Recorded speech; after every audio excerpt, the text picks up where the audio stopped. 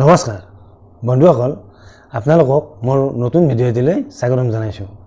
আজিৰ ভিডিঅ'টিত আমি কথা পাতিম আমি নিয়মিতভাৱে 4টা ভিটামিন সেৱন কৰি আমি কিদৰে আমাৰ নাৰ্ভৰ সকলো সমস্যা দূৰত ৰাখিব পাৰোঁ বা আমি আমাৰ নাৰ্ভাছ ছিষ্টেমটো কিদৰে শক্তিশালী কৰি ৰাখিব পাৰোঁ।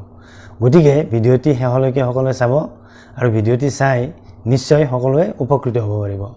বন্ধুসকল, এইখিনিতে আপোনালোকৰ প্ৰতি এটি অনুৰোধ, যদিহে আপোনালোকে আজিৰ ভিডিঅ'টো চাই ভাল পায় তেনেহ'লে ভিডিঅ'টিত লাইক এটা কৰিব, লগতে ভিডিঅ'টো শ্বেয়াৰ কৰিবলৈ আপোনালোকক অনুৰোধ জনালোঁ।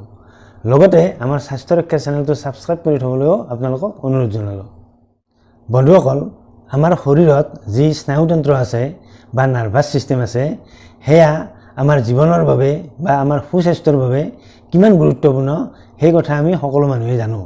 কিয়নো এই নাৰ্ভাছ ছিষ্টেমটোৰ বাবেই আচলতে আমাৰ শৰীৰটো কাৰ্যক্ষম হৈ থাকে। এই নাৰ্ভাছ ছিষ্টেমটোৰ বিভিন্ন নাৰ্ভবোৰ আমাৰ শৰীৰৰ বিভিন্ন পেশীত সোমাই আমাৰ পেশীবোৰ শক্তিশালী বা মজবুত কৰি ৰখাৰ ফলতে আমাৰ শৰীৰটো কাৰ্যক্ষম হৈ থাকে আৰু আমি বিভিন্ন কাম কাজ কৰিব পাৰোঁ। ইয়াৰ উপৰি আমাৰ যি মগজু বা ব্ৰেইন আছে, সেই ব্ৰেইনেও আচলতে আমাৰ শৰীৰৰ বা শৰীৰ কাৰ্যৰ বিভিন্ন কাম কাজবোৰ পৰিচালনা কৰাত সহায় কৰে। আচলতে আমাৰ নাৰ্ভাছ ছিষ্টেমটো দুই ভাগত ভাগ কৰা হৈছে। এবিধ হৈছে আমাৰ কেন্দ্ৰীয় স্নায়ুতন্ত্ৰ বা মগজু। মগজুটোক আমাৰ কেন্দ্ৰীয় স্নায়ুতন্ত্ৰ বুলি কোৱা হয়। ইয়াৰ উপৰি আমাৰ স্পাইনেল কৰ্ড বা ৰাজহাড়ৰ পৰা যিবোৰ স্নায়ু আমাৰ শৰীৰৰ বিভিন্ন অংগলৈ বৈ গৈছে বা ওলাই গৈছে, সেইবোৰ হৈছে পেৰিফেৰিয়েল স্নায়ুতন্ত্ৰ। গতিকে আমাৰ এই দুয়োবিধ স্নায়ুতন্ত্ৰৰ ভাগ দুটা লগ হৈ পেলাই আমাৰ আচলতে শৰীৰত গোটেই স্নায়ুতন্ত্ৰৰ কামবোৰ কৰে। আৰু এই স্নায়ুতন্ত্ৰৰ কামবোৰ হৈছে প্ৰধানকৈ আমাৰ শৰীৰত যিবোৰ কাম কাজ চলে সেইবোৰৰ বিভিন্ন সংবেদনবোৰ মগজুলৈ প্ৰেৰণ কৰা, আৰু মগজুৱে সেই সংবেদনৰ যিবোৰ ৰিজাল্ট, সেই ৰিজাল্টবোৰ আচলতে দেখুৱায়।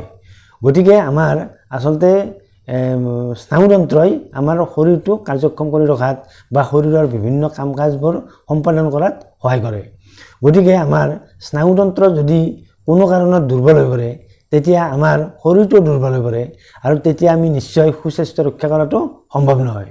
সেইবাবে আমি আমাৰ স্নায়ুতন্ত্ৰক যিমানে শক্তিশালী কৰি ৰাখিম, সিমানেই আমি আমাৰ সুস্বাস্থ্য ৰক্ষা কৰাত আমি সফল হ'ব পাৰিম।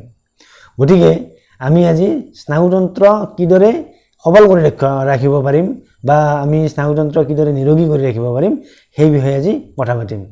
আচলতে আমি যদি নিয়মিতভাৱে 4টা ভিটামিন আমি সেৱন কৰি থাকোঁ, তেতিয়াহ'লে আমি আমাৰ এই স্নায়ুতন্ত্ৰ বিভিন্ন ৰোগৰ পৰা আমি বচাই ৰাখিব পাৰোঁ, বা এক কথাত ক'বলৈ গ'লে আমি আমাৰ স্নায়ুতন্ত্ৰক শক্তিশালী কৰি ৰাখিব পাৰোঁ। আৰু আমি আমাৰ স্নায়ুতন্ত্ৰ শক্তিশালী কৰি ৰখা মানেই আমি আমাৰ সুস্বাস্থ্য ৰক্ষা কৰাত সহজ হয়।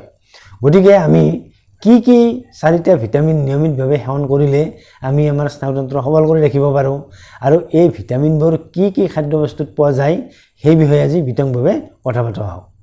আমাৰ স্নায়ুতন্ত্ৰ শক্তিশালী কৰি ৰখাৰ ক্ষেত্ৰত নিয়মিতভাৱে গ্ৰহণ কৰিবলগীয়া এবিধ ভিটামিন হৈছে ভিটামিন B1 বা থায়মিন। এই ভিটামিন B1 বা থায়মিনৰ আচলতে কাম হৈছে আমাৰ খাদ্যৰ গ্লুক'জ ভাগ শক্তিলৈ কনভাৰ্ট কৰা। গতিকে আমাৰ শৰীৰত যদি প্ৰয়োজনীয় পৰিমাণৰ ভিটামিন B1 বা থায়মিনৰ অভাৱ ঘটে, তেতিয়া আমাৰ শৰীৰ নিশ্চয়কৈ শক্তিহীনতাত ভুগিব লগা হয়। আৰু এনেদৰে শক্তিহীনতাত ভুগিব লগা হোৱাৰ ফলতে আমাৰ শৰীৰত বেৰি নামৰ এবিধ ৰোগ হয়। এই বেৰি নামৰ ৰোগবিধ হ'লে আচলতে পেশীৰ দুৰ্বলতাই দেখা দিয়ে। আমাৰ হাতৰ পেশীবোৰ বা ভৰিৰ পেশীবোৰ দুৰ্বল হৈ পৰে, আৰু এনেদৰে দুৰ্বল হৈ পৰাৰ ফলত আমি বিশেষ কাম কাজ কৰিবলৈ নোৱাৰা হৈ পাৰোঁ, বা আমাৰ হাতৰ কঁপনি আৰম্ভ হয়, বা হাতত জিনজিননি হয়, বা পিনেৰে খুচি দিলে যেনেকুৱা অনুভূতি হয়, ঠিক তেনেধৰণৰ অনুভূতিয়ে দেখা দিয়ে। সেইবাবে আমি আমাৰ খাদ্যত যাতে ভিটামিন B1 বা থায়মিন সঠিক পৰিমাণে থাকে, তাত আমি সদায় গুৰুত্ব দিব লাগে। আৰু এই ভিটামিন B1 বা থায়মিনৰ আৰু এবিধ কাম হৈছে যে আমাৰ আচলতে নাৰ্ভাছ ছিষ্টেমটোৰ ৰিপেয়াৰিঙৰ কামো এই ভিটামিন B1ৰ জৰিয়তে হৈ থাকে। গতিকে আমাৰ শৰীৰত এই ভিটামিন B1 পৰ্যাপ্ত পৰিমাণে থাকিব লাগে। এতিয়া কথাটো হৈছে এই ভিটামিন B1 বা থায়মিন আমি কি খাদ্যত পাওঁ। আচলতে ভিটামিন B কমপ্লেক্সৰ ভিটামিনবোৰ প্ৰধানকৈ কণী, মাছ, মাংসত পোৱা যায়। গতিকে আমি এই ভিটামিন B1 বা থায়মিন পাবলৈ হ'লে নিয়মিতভাৱে কণী মাছ মাংস খাব লাগে।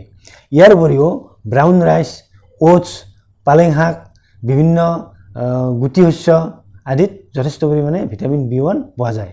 গতিকে আমি নিয়মিতভাৱে এই গুটি শস্যবোৰৰ লগতে ব্ৰাউন ৰাইচ বা ওটছ আদি খাব লাগে। তেতিয়া আমি ভিটামিন B1 বা থায়ামিনৰ অভাৱত কেতিয়াও ভুগিব লগা নহয়।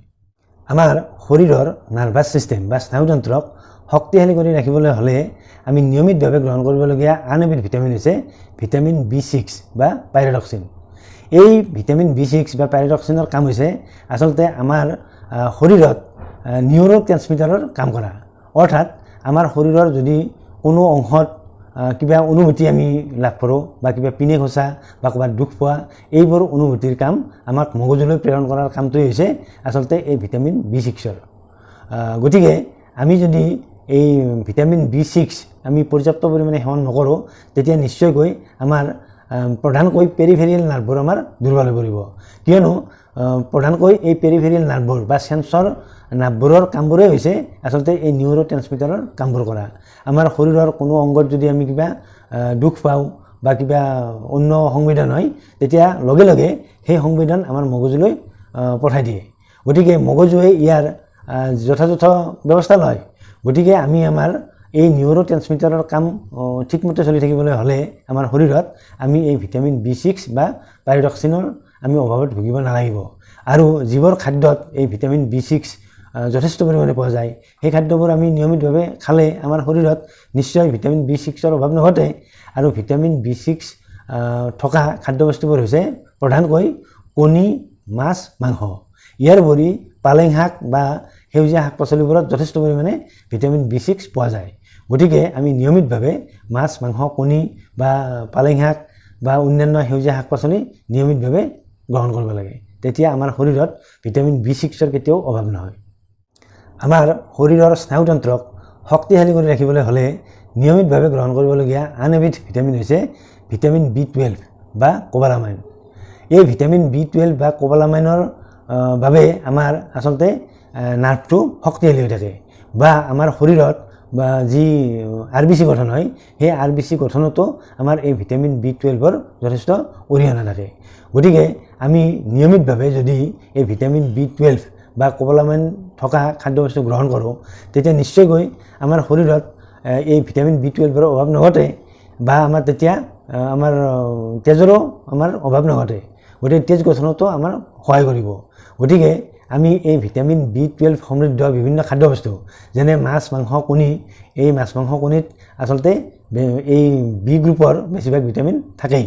গতিকে ভিটামিন B12ও মাছ, মাংস, কণীত প্ৰধানকৈ থাকেই।